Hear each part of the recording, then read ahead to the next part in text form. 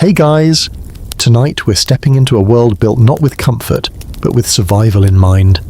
A world of damp wood, smoke-choked ceilings, and the constant scent of sweat, livestock and boiled meat. Not the legendary raids, or the clash of swords on icy shores, but the daily suffocating grind of life inside a Viking longhouse. Where privacy was a fantasy, warmth came with a stench, and silence was broken only by snores, screams, or the groan of shifting timbers. Before you get too cozy, take a second to like the video and subscribe, but only if this kind of immersive, strange history is your thing. And hey, drop a comment below. Tell me where you're watching from and what time it is. It's always wild to see the range of night owls and curious minds tuning in from around the world. Now, dim the lights. Maybe pull a blanket tight around your shoulders, not for comfort, but for protection. Because tonight, we're spending a cold, sleepless night in a Viking longhouse. Let's begin. The moment the wooden door creaks shut behind you, the world changes. You're no longer in the land of clean air, open windows, or personal space. You've stepped into a long, narrow chamber carved out of timber and time, a Viking longhouse. The ceiling hangs low, cloaked in a haze of thick smoke that never quite finds its way to the smoke hole above. The scent hits next, a blend of damp fur, boiled milk, unwashed bodies, burning peat, and wet dog. It grabs the inside of your nose and doesn't let go. There's no breeze, no fresh air, just breath and heat, recycled by 30 or more people crammed inside a building barely wider than a modern bus. All of them, men, women, children, warriors, elders, and slaves sharing the same space. All of them watching as you step in. You're the outsider now, not in some romantic Viking fantasy, but in the gritty, grinding reality of early medieval Scandinavia. Your boots squelch into the dirt-packed floor, still soft from yesterday's spilled broth and this morning's sheep urine. There's no flooring, no stonework, just soil and straw, scattered reeds, and the sharp crunch of bone fragments beneath your heel. Someone's dinner. Or maybe someone's tooth. You don't ask. To your left, a row of wooden bunks stretches against the wall, separated by thin partitions. Privacy here is a plank and a prayer. You pass a bed where a woman is nursing a baby with one hand and picking lice from her hair with the other. Just above her, hung from pegs, are skins. Wolf? Deer, something unidentifiable, curling at the edges, still damp with whatever they died in. A child coughs somewhere deep in the house. Not a little sniffle, but a wet, rattling cough that cuts through the air like a warning bell. No one flinches. You realise this cough is constant, is part of the soundtrack. At the far end of the room, a fire pit glows faintly. It's not cosy. There's no chimney, no hearth, just an open trench of smouldering embers, hissing gently in the fog of the room. The smoke doesn't rise. It lingers, wafting low, hovering at head height, curling into your eyes and down your throat. You try not to cough. You fail. Someone laughs. You blink through the sting and see them now. Faces, rough with wind and salt, framed by matted beards and braids, eyes like flint. These are people who don't expect comfort, who don't ask for it, who've never known a quiet, warm bedroom or a moment of solitude. Their comfort is survival. Their softness is in steel. A man sits on a bench, carving a piece of wood into a new heart for an axe. He doesn't look up as you pass. Behind him, a pig lies snoring in a corner, half covered in hay, its belly rising and falling like a second hearth. The animals live here too. Sheep, chickens, even the occasional goat. All of them wandering freely through the house, dropping waste where they please. Their body heat helps warm the space, you're told. You wish it didn't. Overhead, bundles of dried fish hang from the beams like ghostly pendulums, swaying with every gust that slips through the thatched roof. Your stomach growls, but the smell of old fish and fermented barley turns it into a knot. Someone hands you a bowl. It's thick, lumpy and steaming. Porridge, maybe. You nod in thanks, not daring to refuse. There's no spoon. You drink it like broth. It tastes of sour milk and something vaguely gritty. You keep going. There's a sound behind you, a sharp slap and a low growl. Two dogs are fighting over a strip of leather or meat, and no one bothers to stop them. One of the children picks up a bone and throws it at the pair. It misses. No one cares. The noise in the longhouse never truly stops. It only shifts. Talking becomes arguing.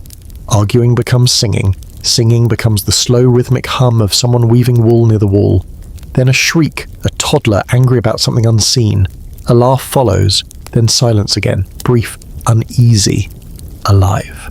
You realise now this is not just a home, it's a living, breathing organism, a belly of wood and flesh, smoke and sweat, endlessly digesting the lives within it.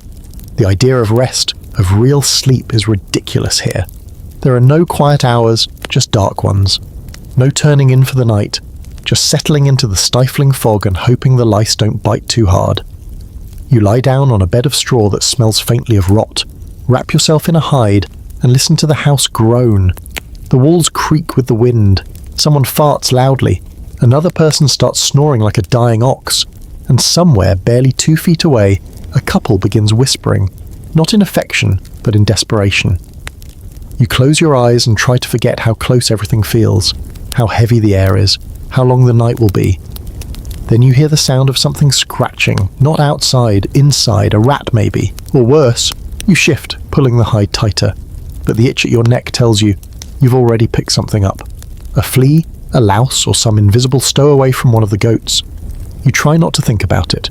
You were told Vikings were strong, stoic, fierce, and they are. But what no one told you is that their strength was born here, not on the battlefield, but in places like this, in rooms where the air is thick with breath and fire, where nothing belongs to you, not even your space, where endurance is measured not in how many men you've slain, but in how many winters you've survived in this box of heat, rot, and noise. Now you understand, and now you're trapped with them for just one night. Good luck lasting the day. There's no sunrise inside a Viking longhouse, only a slow shift in colour from pitch black to dull grey as light seeps in through the smoke hole and thin cracks in the wooden planks. But the house itself wakes before the light does. The first sound you hear is a scraping, wooden feet on packed earth, a body rising stiffly from a straw bed. Then a yawn, not gentle but hoarse and rattling, followed by the cough that seems to echo through every living chest in this place. A rooster crows somewhere in the house, confused, tucked beside the feet of a sleeping child. And like that, the house begins to stir. You're not rested. You didn't really sleep, just drifted in and out, caught in that swampy limo between wakefulness and exhaustion, where the mind wanders and the body begs for relief. Your mouth is dry. Your skin itches. Your joints feel like someone stuffed gravel into them during the night. You sit up and immediately regret it. The air is heavier now somehow, clinging to your skin like a wet blanket soaked in soot. You breathe in deeply and choke. The smoke never left. It just sat, waiting for movement to stir it into your lungs. Your eyes sting. Someone nearby lets out a hacking cough and spits into the corner. Good morning. There's no bathroom, of course, just a wooden bucket near the door with a lid that doesn't quite fit. You approach it and realise it's already full, too full. You look away. A woman walks past you barefoot, carrying a smaller bucket that sloshes suspiciously. She gives you a look that suggests you'd better figure out how to manage, because no one's explaining it twice. The livestock are up too. A goat noses your side as you sit there, his breath warm and sour. Behind it, 2 sheep trample across someone's bedding, bleating softly. A pig roots through the straw near the fire pit, snorting with intent. You wonder briefly how often someone accidentally rolls over into pig droppings in their sleep. The answer, you suspect, is often. A woman starts grinding barley in a stone quern, the rhythmic scraping of stone on stone filling the centre of the longhouse. Another tosses dried fish into a pot of water, setting it above the embers of the hearth. The scent hits quickly, old fish reanimated by heat. Your stomach churns. There's no personal hygiene here, at least not as you know it. No soap, no toothbrushes, just hands, water, and maybe some ashes if you're lucky. You see a man wiping his face with a damp scrap of wool that smells like goat and mildew. Then he hands it to someone else. You decline to borrow it. A young girl combs her hair with a bone comb, slow and careful, pulling out small dark specks and flicking them into the fire. She glances at you. You try not to stare, but you know what those specks are. And they're in your own scalp now too. You want to go outside, to breathe clean air, to stretch. But leaving the longhouse isn't so simple. Outside, it's freezing. The kind of cold that bites your bones before your skin has time to protest. The Viking Longhouse is not warm, but it's warmer than the wind-slashed fields and icy mud beyond the door. You wrap a heavy wool cloak around yourself, it's damp, because everything is, and step out. The cold hits like a slap, your breath fogs immediately. The ground is a mess of icy puddles, slick with animal waste and footprints. Children run barefoot through it without complaint. One of them is already chasing a chicken. You have no idea why. You look back at the Longhouse. From the outside, it's not much to look at. Just a long, sloped rectangle of wood and turf, with a roof so low in places you wonder how anyone taller than 5 feet avoids a concussion. Smoke curls from the smoke hole at the top, slow and steady, like the place is quietly exhaling its own misery. There's no privacy outside either. Not for relieving yourself, not for changing clothes, though you haven't even changed once. No one here has. The idea seems laughable now. These clothes are what you live in, what you sleep in, what you cook, eat, clean and bleed in, and you will wear them until they rot off or someone else needs them more. You step back inside, shivering. The warmth is welcome, but the stench hits harder now. Your body's more alert, more aware, and it can no longer pretend the odor is just different. It's foul, sour, human. A man near the fire pit begins telling a story. His voice is gravel, and everyone else quiets as he speaks. It's about a sea monster, or maybe a spirit that lives under the waves. Children huddle near, eyes wide. The story is dark, slow, and cruel. No one smiles. There are no happy endings in Viking tales. Not really. Just survival or doom. You're handed a small piece of hard bread, dense and rough, made with barley and possibly tree bark. You chew. It doesn't give much, but it's food, and you're learning that in a Viking longhouse, food is never wasted. Every scrap matters. Every mouthful is earned. One of the men takes out a horn filled with something sharp-smelling and passes it around. It's mead, or ale, or maybe something stronger. When it reaches you, you drink too quickly, trying to chase the cold out of your bones. It burns all the way down, but for a moment you feel warmth, real warmth. It doesn't last. Soon the longhouse returns to its rhythm. The spinning of wool, the carving of wood, the feeding of animals, the shifting of tools and skins and children and firewood. The noise never stops, but it never becomes unbearable either. It's just life, and you're beginning to understand the real difficulty here. It's not the smell, not the cold, not even the lice or the smoke. It's the closeness, the lack of choice. There is no door to close behind you, no room to hide in, no pause between moments. You live in the same breath as everyone else, sharing food, fire, space, disease and silence. Always surrounded, always seen. It wears on you faster than you thought it would, and it's still only morning. There's no formal announcement when the workday begins in a Viking longhouse. No rooster calling the household to duty, no morning bell, no breakfast table. There is only the slow acceleration of labour, like a wheel that's always turning, and you've just been thrown onto it. By the time the sky has turned a pale, metallic grey beyond the slats in the wall, the house is already split into rhythm and motion. The chores don't wait, they never do. You're handed a tool, something between a hoe and a club worn smooth by years of calloused hands, and told to follow 2 boys no older than 13. They don't speak to you, only glance once over their shoulders before heading out into the icy air. You follow them into the mud. The field is small and patchy, more rocks than soil, dotted with leftover stumps and old roots. Nothing like the rich farmland you had imagined when hearing tales of Norse self-sufficiency. This is survival by inches. Every spadeful is stubborn, and the cold has made the dirt stiff and uncooperative. Your hands go numb within minutes. Then they burn, then they throb till gloves are offered. Gloves are a luxury. If you want to protect your hands, you can wrap them in old wool strips, if there are any to spare. There aren't. The boys work quickly, quietly. One digs, the other carries stones to a pile. You try to keep up, but your fingers fumble, your shoulders ache, and your breath forms thick clouds that get caught in your scarf, if you're lucky enough to have one. An hour passes, or maybe 2. Time blurs here. There are no clocks, no schedules, just daylight and weather. When the sky darkens again, it isn't evening. It's a snow squall rolling in. The boys don't stop. Neither do you. Eventually, someone from the longhouse appears, calling you back. The cold has turned your knees into wood. Your nose runs without pause, you taste iron in your mouth. Back inside, you're told to help with repairs. The Longhouse is always breaking, always leaking, always shifting with the seasons. You're shown a section where the thatch has rotted. You climb onto the beams, wet, splintered and slick with frost, and work on tying in new bundles of grass and bark with rough cords that cut into your hands. The man working beside you doesn't speak much, but when he does, his voice is thick with phlegm and resignation. He tells you the last man to fix this roof fell off and broke his hip. He points to a pile of bones in the corner, goat bones, you hope, and shrugs. Better roof than axe, he mutters. You don't ask what that means. At midday, though midday is just a guess, there's a pause. Not rest, just a shift in tasks. You return to the fire pit for food, if it can be called that. Today it's a porridge made with dried peas and some kind of root vegetable boiled into submission. There's no seasoning, no garnish, just heat and grit.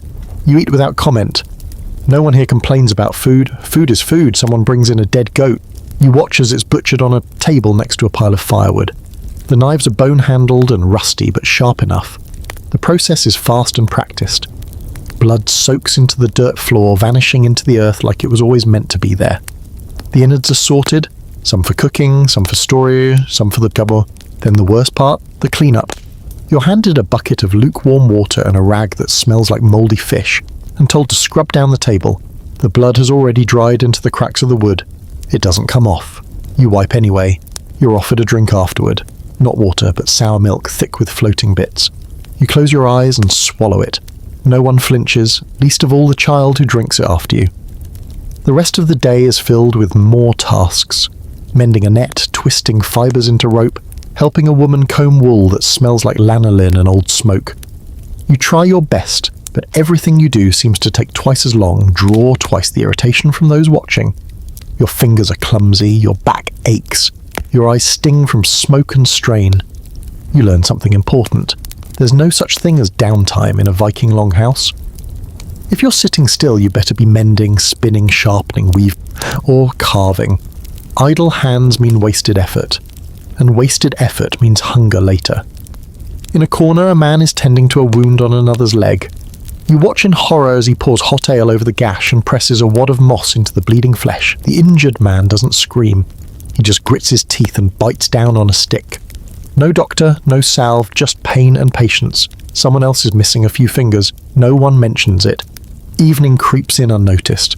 The light outside dies early, replaced by the dull orange flicker of oil lamps and firelight. You're told to bring in more fuel, peat bricks stacked in a frozen pile outside. You carry them in, arms raw and red from cold. Back at the fire pit, the household gathers again. There's food, broth, this time thin and full of gristle, and a bit of stale bread soaked in it to soften the crust. Your stomach turns, but you eat anyway. Hunger makes even the worst meals tolerable. Around the hearth, voices rise. Stories are told of raids, monsters, gods, and storms. The old woman beside you braids her granddaughter's hair while humming something low and ancient. A man carves a figure into a chunk of bone. Maybe a god, maybe just a toy. You're surprised by the moment. There's a kind of peace here, a unity in exhaustion. Everyone is tired. Everyone has earned this moment. Even the animals seem quieter, huddled in the corners, warm and content. And yet, you're not at peace. Your body is screaming. Your hands are blistered. Your back feels broken. Your head pounds with the pressure of smoke, cold and confusion. The day has stripped away the romance. There is no Viking glory here. Only grime, labour, and the thin thread of survival. You lie down again in your corner, on the same straw, under the same hide. Everything smells stronger now, your body included. You haven't bathed, there is no bath, and no one seems to mind. You do. The house doesn't quiet. It never does. Someone's snoring, someone else is crying in their sleep. A couple argues in a low hiss. A baby wakes and wails. A dog growls at something you can't see. You shut your eyes and try to disappear, but you don't sleep, you just endure. The smell changes before the symptoms do. It creeps in subtly.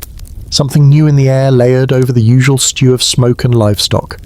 It's a sourness, sharp, faintly sweet in a rotten kind of way. A damp decay that clings to the back of your throat and makes you swallow harder, even when you're not hungry. You notice it as you wake, again unrested. The light through the smoke hole above is pale and blue today, like the sky itself is warning you not to expect much warmth. The house is quieter than usual, not sent, but subdued. The usual coughing chorus is softer, not better, just weaker. Across the longhouse you see someone lying flat on their back, a hide drawn over their chest. It's not sleep. It's something else. You don't know who they are. You've only been here for a day, but you know this. They didn't look that pale yesterday. A woman stands beside them, wringing her hands in her cloak. She whispers to someone who nods, then turns to ladle a weak broth into a wooden bowl. The sick man doesn't move to take it. His breathing is shallow, like his body is trying not to disturb the air. There's no doctor, no midwife, no healer. Not today. She left last week to help another village and hasn't returned. And so the sick stay where they are. No quarantines, no clean bed sheets or medicine, just animal skins, stale breath and hope. You ask someone quietly what it is. They shrug. Winter cough, they say. Then they spit into the fire. You notice the sputum is red. You feel your own throat tighten. Sickness isn't an exception in the Viking Longhouse. It's an inevitability. A house like this is the perfect incubator. Warm enough to harbour bacteria, crowded enough to share it. One person gets sick and by nightfall half the house is sweating through their cloaks. No windows, no airflow. Just recycled breath and infected hands preparing food for 20 others. A child near you sneezes without covering his mouth. Another is wiping their nose with a sleeve they will later lend to a sibling. You begin to feel like you're breathing through a wet cloth. Meals are still shared, of course. You're handed a chunk of soft bread. You pause, remembering who handled it before you. You eat anyway. Hunger overrules caution every time. That's the thing, even if you know better. Even if some small modern voice in your brain screams about germs, you don't have a choice here. You can't ask for a private room or refuse to eat from the communal bowl. You're in this with everyone else. The longhouse is a body. One part gets sick and the rest must carry it. Midday brings more signs. An older woman who spent the morning spinning wool now clutches her belly, her face pale and glistening. She's helped onto a bench, then into one of the bunks. A man wipes her brow with a rag already used on someone else. She moans softly, her feet twitching. She has no name to you, but the others call her Era. Someone ties a charm made of bones above her bed. Not for healing, you realise, but for protection. Or maybe to guide her spirit, just in case. You try to help by offering to stir the pot over the fire. It's bubbling with a thick stew of root vegetables and goat fat. You stir too hard and the pot tips slightly, scalding your wrist. You pull back with a gasp, but no one looks up. Burns are common here. There's no salve, just cold water if you're lucky. A young boy offers you a strip of moss to wrap around it. It's soaked in something brown and bitter. It stings as you tie it on. My uncle lost a hand once, the boy says casually. He touched a dead sheep. You say nothing. You don't want to ask what happened next. By evening, the sick outnumber the well. 3 bunks are now filled with coughing, fevered bodies. Some sweat so heavily that the straw beneath them is soaked. One man tries to stand and immediately vomits onto the floor. No one scolds him. A woman simply pushes some straw over the mess and carries on. A child with a flushed face sleeps fitfully, her limbs twitching as if running in a dream. Her mother rocks her gently, humming something tuneless. And now you feel it. A heat behind your eyes, the tickle in your throat, the bone-deep ache in your shoulders that wasn't there before. You tell yourself it's just exhaustion, just the cold and the labour. You lie to yourself, but you already know you're getting sick there too. And here, sickness doesn't just mean discomfort, it means exposure, vulnerability, risk. Because in this place your worth is tied to your ability to contribute. If you can't work, you're a weight, a burden. No one will say it out loud, but they'll stop asking for your help. They'll give you smaller rations, fewer glances, less warmth. The longhouse does not make space for weakness. That night, the coughing returns like thunder. Deep, rumbling, wet. Someone is choking on phlegm. Someone else is muttering in fever speech. You try to sleep, curling deeper into the hide, shivering. Your skin is too hot, your hands are too cold, you wake a dozen times. Once to a scream, once to silence so thick it feels wrong. At one point, someone rises and opens the door to let the cold in. Just for a moment. The wind sweeps through like a ghost, brushing your face with a clean breath of frozen air. For 1 second, it's beautiful. Then the door closes again, and the sickness breathes on. The next morning, the old woman Era is gone. Not moved, not better, just gone. Her bed is empty, the bone charm is missing. Her wool cloak now hangs by the fire, drying. No one speaks about it. No tears, no ceremony, life continues. A child is taught how to use a spindle. A man sharpens his axe. Bread is kneaded with the same hands that touched her skin the day before. You sit quietly, trembling slightly, feeling every ache magnified. You won't last. You know that now, not because you're weak, not because you're soft, but because this place asks too much. Every hour, every breath, every inch of your body offered to fire, toil, and fate. Here, sickness isn't a disruption, it's a season. And your body doesn't belong to you anymore. It belongs to the Longhouse. There's a moment just before dawn when your body tries to trick you. It tells you you're comfortable, that the warmth you feel curled up beneath the woolen hide is enough, that the soft drip of melting snow through the thatch is soothing, that you've adjusted. It's a lie. The illusion shatters the second you open your eyes and remember where you are. The Longhouse is never truly dark, never silent, and never empty.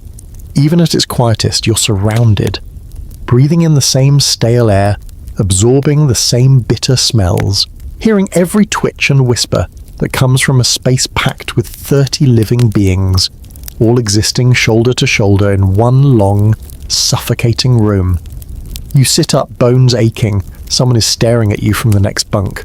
A child, probably no older than 5, sucking their thumb and scratching at a scab on their cheek. They don't blink. You pretend not to notice. You've lost track of how many days you've been here. It might be 3, it might be 5. The Longhouse eats time in the same way it eats everything else, quietly, without ceremony. And if you thought your first night was uncomfortable, you've learned by now there is no comfortable. There is also no privacy. That's something your mind struggles with the most. Not the cold, not the hunger, not even the sickness. It's the fact that you are never alone. Not for a single minute. Want to change clothes? Do it in front of others? Want to relieve yourself? There's a shared bucket near the door. It smells worse than the animals and is never truly emptied, only carried out and splashed somewhere behind the Longhouse. You're never quite sure where. Conversations? Always public. Every argument, every confession, every whisper between lovers or enemies. All of it is overheard, because there's no other option. The walls don't divide, they just echo. You hear everything, and everything hears you. One couple fights constantly, hissing at each other late into the night, accusing each other of wasting wool or sneaking food.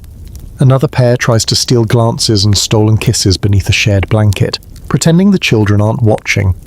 No one calls them out. Everyone sees. No one mentions it. You wake in the night to the sounds of someone vomiting. You try to roll over, pretend you didn't hear.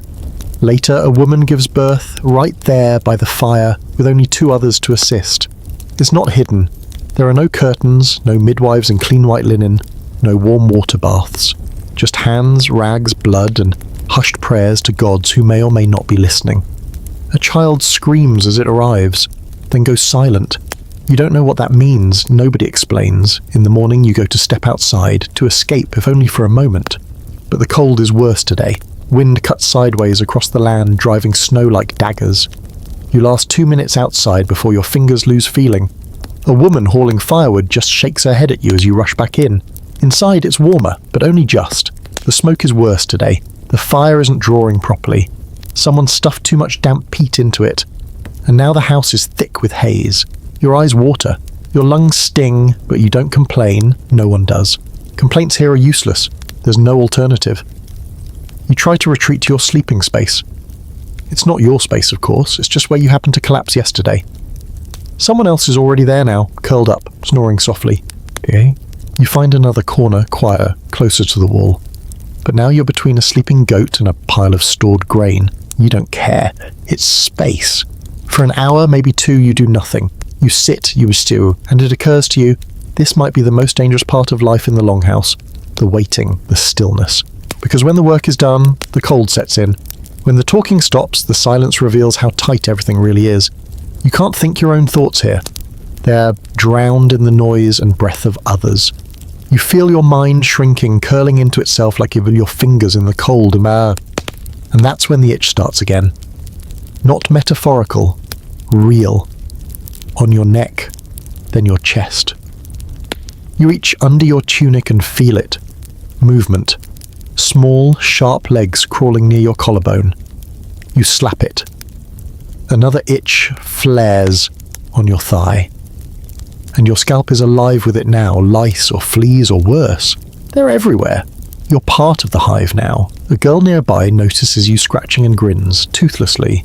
She reaches into her braids and pulls out something. A louse, maybe. She crushes it between her fingernails and goes back to her weaving. No one is clean here, no one is unbitten.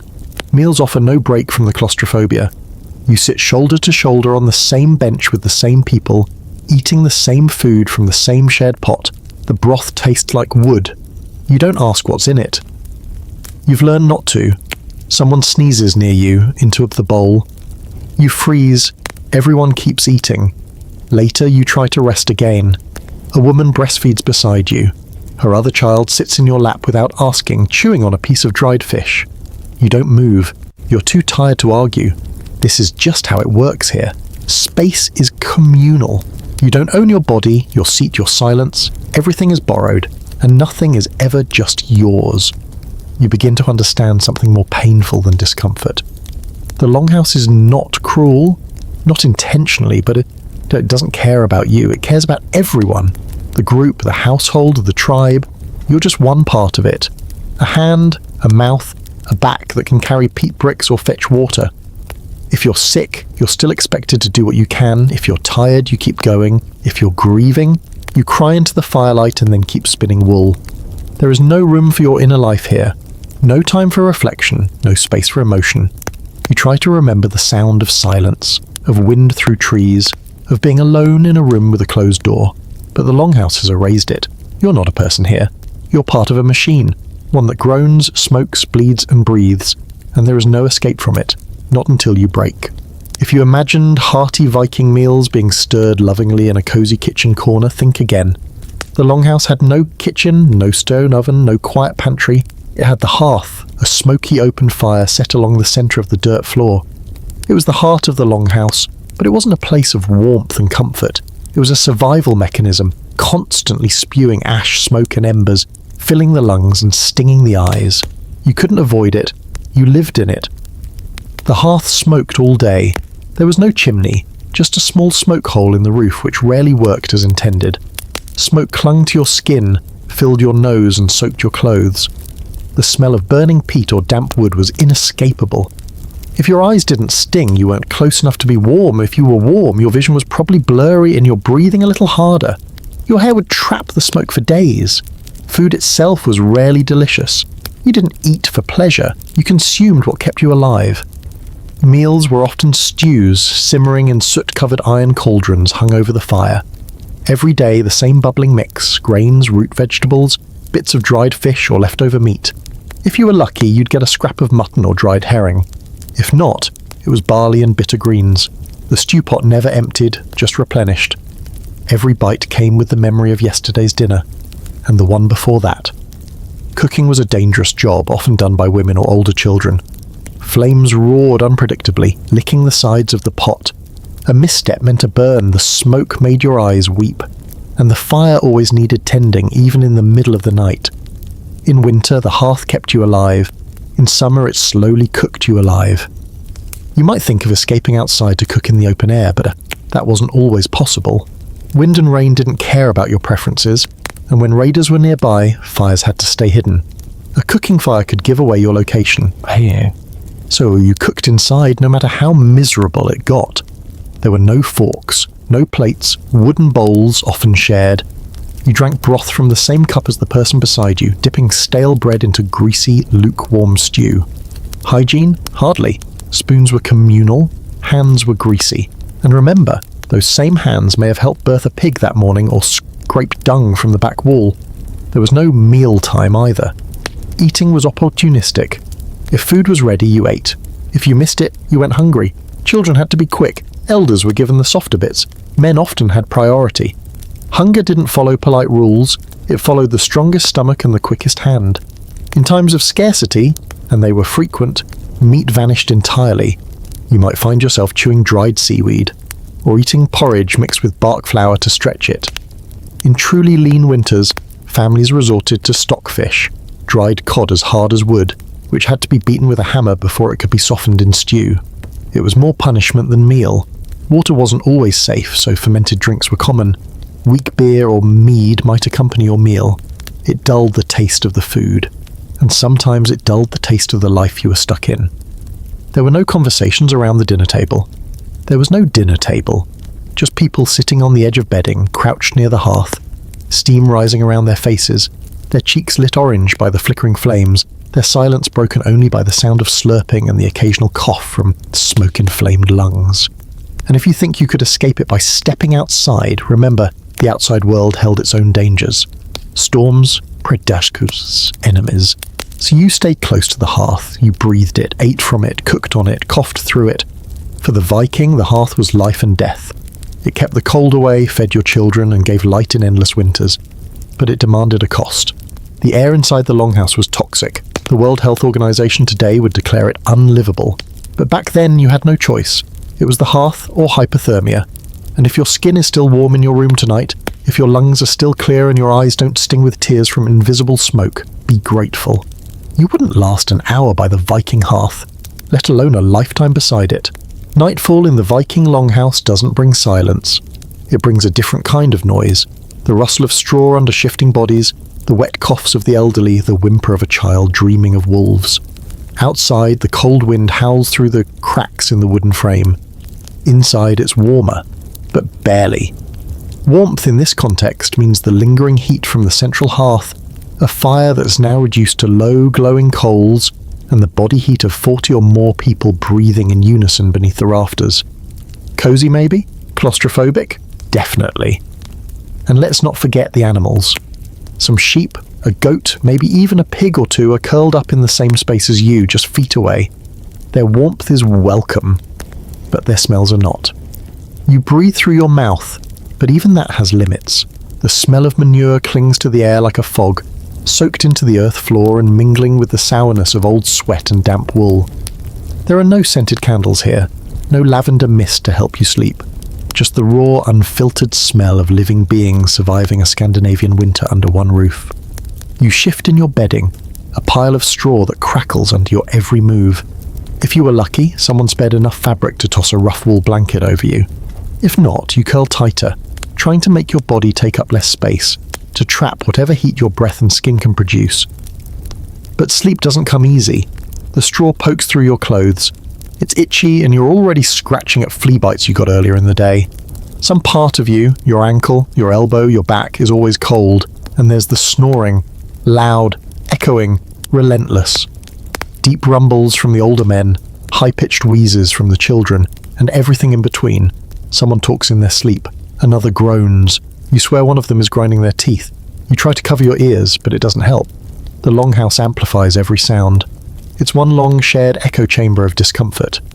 Privacy at night doesn't exist. You can see the outlines of people shifting beside you, some spooned together, others curled alone. There are no curtains, no rooms, no walls. You might catch glimpses of things you wish you hadn't. Someone relieving themselves into a bucket, someone scratching at lice, someone quietly crying. If you're an outsider or a newcomer, you get no corner, no distance, no grace. You sleep where there's space, maybe near the entrance, where the cold air leaks through the animal hide door, and the wind whistles in like a ghost. And that fire, the one lifeline to warmth, isn't kind either. If someone stokes it too much, smoke pours through the Longhouse. There's no chimney. The smoke rises to the roof beams, fills the upper air, and sometimes drifts downward. Your eyes sting, your throat burns. You cough, quietly at first, then harder, waking someone nearby. They grunt and roll away. Someone else grumbles. No one says anything. Words are spared at night. Sleep is too precious. If you were hoping for a quiet, restorative night, you came to the wrong place. But sleep isn't just physical discomfort. It's psychological tension, too. You're constantly aware of your position, your value, your vulnerability. In this world, strength is admired, but weakness is noticed. If you groan too much, take up too much space, or wake someone with your restlessness, there will be consequences. You'll be remembered, and not kindly. Viking society values endurance. Complaining isn't a trait, it's a target. And then there are the dreams. They're not the gentle kind. They're shaped by the flicker of dying firelight, the creak of old wood, and the primal noises of animals just feet away. You dream of being chased, of drowning in freezing fjords, of being judged by gods you don't understand. You dream of frost giants and sea monsters, and sometimes you dream of silence, and it startles you awake because it's so unfamiliar. Occasionally a child cries. No one gets up, not unless it keeps going. Mothers are exhausted, fathers are distant.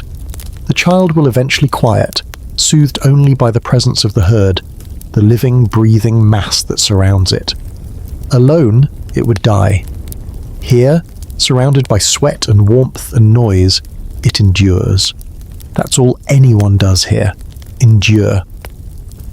Hours pass in slow, broken stretches of semi-sleep. You drift, then wake. Drift, then scratch. Drift, then shiver. Every time you move, the straw reminds you that comfort is not the point. Survival is. The darkness outside never feels darker than it does in this communal tomb of warmth and filth. If you're lucky, dawn creeps in like a pale ghost across the high slats of the roof. When the fire is finally stirred and morning begins, you're not refreshed. You're sore, your joints ache, your eyes are red, and already someone is yelling.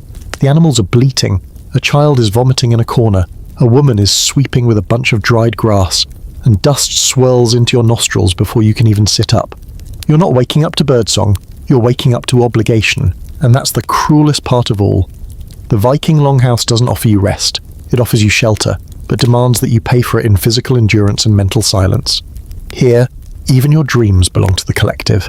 Sleep is no escape, it's just another battle.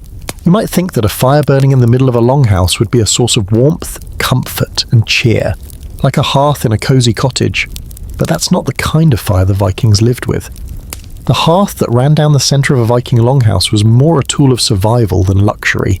It spat heat, yes, but it also belched thick, rolling smoke that had nowhere to go but up. Straight into your lungs, your clothes and your hair. There was no chimney, just a small crude hole cut into the ceiling, often blocked by snow or animal hides to keep the heat in. That meant the smoke lingered, curling and drifting around your face like a ghost that never left. It stung the eyes, coated your throat, and clung to every wooden rafter. Your voice would grow hoarse over time, not from shouting over the noise, but from simply breathing. The smell of the fire never left you. It became part of your skin, your woolen tunic, your bedclothes. Mixed with the ever-present scent of animal fat, stale mead, and human bodies, it created a fog of odour that clung to the air like a second layer of skin. If you were a newcomer, you would likely gag the first time you stepped inside, coughing uncontrollably, your eyes watering until you could barely see. And yet, the fire was sacred. It was the heart of the home, the gathering place for stories, for meals, for rituals. Without it, everyone would freeze. But with it came danger.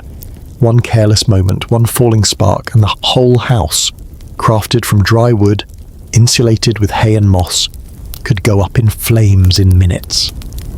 Every Viking knew this. That ever-present risk gave the fire a certain power. It wasn't just heat. It was a god in the centre of the home, to be respected or feared. You'd think cooking over such a fire would result in rich stews and roasted meats. But no, most meals were simple. Gruel, porridge, dried fish, sometimes boiled cabbage or salted lamb if you were lucky. Meals weren't about flavour, they were about fuel. And preparing them meant squatting over the fire, dodging the smoke, using soot-blackened iron cauldrons suspended by hooks or crude tripods. Now imagine trying to sleep in that same room, mere feet from the fire. The glow might seem comforting at first, but it was deceptive. Too close and you'd wake up sweating, the wool blankets soaked and steaming. Too far and the icy drafts crawling under the walls would find you, gnawing at your toes and nose with bitter intent. There was no perfect spot. The shadows the fire cast weren't friendly either. They danced across the beams, elongated and grotesque, like silent spirits reenacting stories in pantomime. They could turn the shape of a resting sheep into something monstrous. The fire gave light, yes, but it also breathed life into every creaking timber and shifting body in the room. You were never quite sure what you were seeing in the flickering dark. At night, the fire would die down, reduced to glowing embers and occasional spurts of heat. That's when the cold crept in with purpose. You'd pull the animal skins tight, your breath visible with every exhale. But the smoke still lingered. pressed low against the beams like a second roof. Sometimes, if it rained, the smoke would be worse. The hole in the roof would clog or drip, trapping more fumes inside. You'd wake up with a sore throat, a heavy chest, and eyes rimmed in red, and still, the fire had to be stoked, kept alive, fed like a hungry beast. That job usually fell to someone young, one of the children coughing as they fumbled with logs, splinters biting into their hands. But there was beauty too in that fire. In the rare quiet moments, you could see it reflected in the polished bronze of a brooch or the wet eyes of a dog curled at someone's feet. The flames painted the carved beams in gold, brought to life the patterns of dragons, serpents, and gods. And when someone sang an old song, slow and mournful, the fire would seem to listen, swaying gently with the melody. In those moments, you could almost understand the Longhouse. It wasn't just a place to survive, it was a container for memory, for myth, for the raw shape of human endurance. It was both hell and home, but if you were there, if you tried to live just one day in that smoke-choked, firelit world, you'd falter. Your lungs would burn, your eyes would water, and sleep would slip away like mist. The fire would become your tormentor, not your comfort. And still, there would be no escape, because the outside was colder, darker, more dangerous, so you'd return to the smoke and learn to live inside it. As you blink through the dim interior of the Longhouse, eyes half-watering from the ever-present smoke, you begin to notice something stranger, something less tangible. This house isn't just filled with people, livestock, or smells, it's filled with belief. You can feel it in the low murmurs during meal prep, in the sudden silence when thunder rolls outside, and in the way a child whispers a prayer into the thatched roof before sleeping. The Longhouse isn't just shelter, it's a threshold between worlds. Vikings, for all their ferocity in battle, lived in a spiritual world brimming with gods, ghosts, and fate. Every crack in the wood, every strange gust of wind might be a sign. The Longhouse was watched, not just by the living, but by the Disir, female spirits believed to protect or punish depending on how you lived your life. Some families lit oil lamps at the foot of the bedposts, not just for light, but to keep these unseen watchers calm. You hear a tale told by an elder at nightfall about a man who failed to give thanks to the house spirit, only to find his livestock dead by dawn and his roof collapsed by the next snow. And you begin to feel it too, not fear exactly, but a prickling sense that you are never really alone here. There are moments when the creak of the timbers sounds just a bit too deliberate, when someone whispers your name but no one's near, and no one questions it. In the Viking mind, this was not superstition, it was survival. You respected the unknown, or you paid for it. The Volva, a seeress and practitioner of magic, might occasionally be welcomed into the Longhouse. Her arrival would be hushed, her presence half feared, half revered. Dressed in strange garments, bearing staffs wrapped in brass and iron, she'd sit by the fire, eyes half closed, and speak of dreams and omens. You try not to stare, but you feel her glance at you once, and for a second, you're sure she knows you don't belong here. Even the architecture itself reinforced belief. That central hearth? Not just a place to cook or warm yourself, but symbolic. A fire kept alive through snowstorms, childbirth, sickness, and death. To let it die out wasn't just foolish, it was spiritually dangerous. The flame represented life. When someone died, their body wasn't immediately taken outside.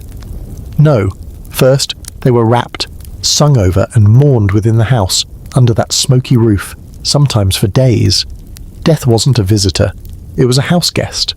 In fact, the dead were often buried not far from the threshold, or even beneath it.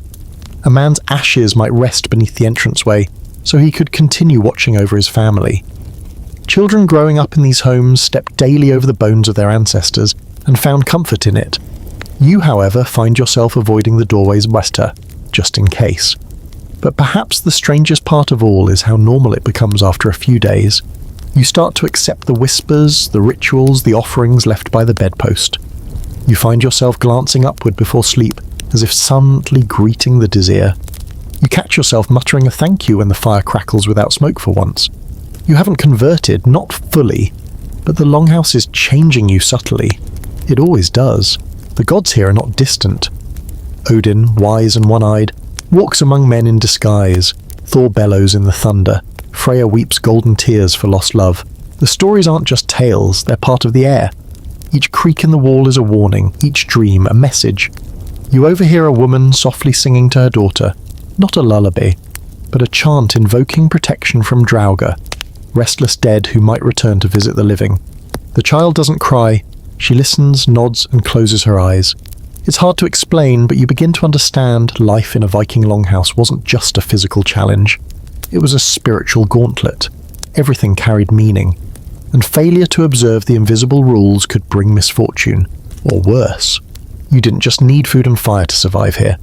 You needed respect for the dead, the unseen, and the old ways. You lie back that night on your straw bedding, listening to the distant crackle of the hearth and the low sigh of the wind slipping through the roof. A dog whines quietly in the corner. Someone turns over in their sleep, and just as your eyes start to close, you hear a soft knock, not at the door, but from beneath the floorboards. No one else stirs. You stay very, very still and say nothing, just like they taught you. If you've made it this far into the longhouse, you're likely already a shell of the person who walked in. Sleep-deprived, smoke-saturated, sore from rough bedding and communal labour. But now comes the part you didn't expect, the stillness.